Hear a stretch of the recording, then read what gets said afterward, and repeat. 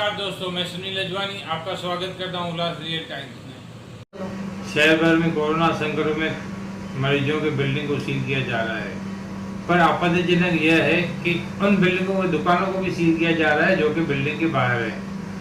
और लोगों का मानना है कि क्योंकि ये दुकान है, वे बिल्डिंग से आइसोलेटेड हैं और सील करने का तात्पर्य ये है कि पेशेंट को पब्लिक से आइसोलेट किया जाए।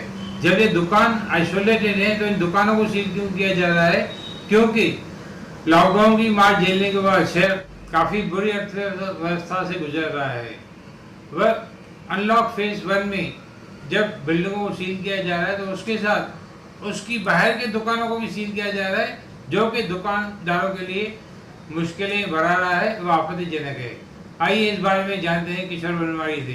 जी, ये जो बिल्डिंग सील करते हैं या कोई एरिया सील करते हैं जहाँ पे संक्रमित पाए जाते हैं, उनके लिए आपका क्या कहना है? लोगों का कहना है कि उसी घर को सील करें या उसी बिल्डिंग को सील करें। दुकानदारों को तकलीफ है कि हमारे दुकान क्यों सील किए जा रहे हैं। इसी विषय में मैंने परसों कमिश्नर साहब को कंप्लेंट दी है कि ये जो सील करते हैं बाम्बुओं से, ये जो संक्रमित पाया जाता है उसको किया जाए।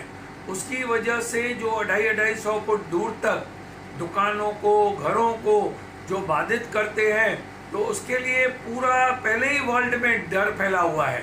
फिर ये सील पूरी घर देख के, पूरा इलाका देख के लोग डर जाते हैं।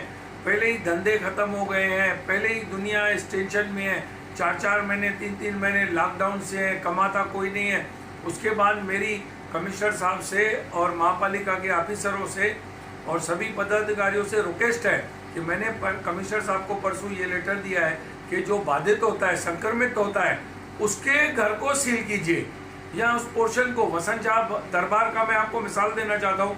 वसंत शाह दरबार में जब कुछ केस संक्रमित हुए तो उनको दरबार को चारों बाजू से सील किया गया और वसंत शाह बाजार का दूर तक, हजारों फीट तक दूर तक इन्होंने वो सील किया। ऐसा देखा गया है कि कहीं पे सिर्फ उन घरों को सील किया जा रहा है और उसी बैरे को सील किया जा रहा है और कहीं कहीं पे पूरी एरिया को ही सील किया जा रहा है। इसके बारे में आपका क्या कहना है? हमने कमिश्नर साहब को जो पत्र मैंने परसों राइटिंग में लिखा है उसमें ये भी दिया है कि जो आप बहुत दूर दूर तक सीलिंग करते हैं उसका बिल कितना निकलेगा उसका कुछ अंदाज ही नहीं, और महानगर पालिका की परिस्थिति बहुत खराब है। तो मेहरबानी करके जो बाधित है वो टुकड़े में किया जाए, बहुत अच्छा है।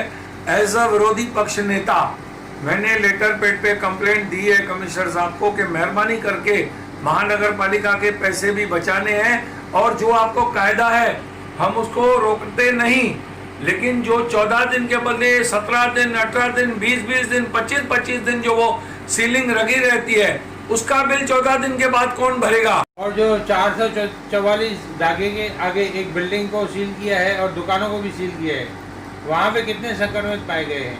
वहाँ पर एक आदमी संक्रमित पाया गया। उन्होंने पूरा प्रभु दर्शन अपार्टमेंट को और उसके नीचे आजू बाजू जितने भी दुकान हैं उनको सील किया।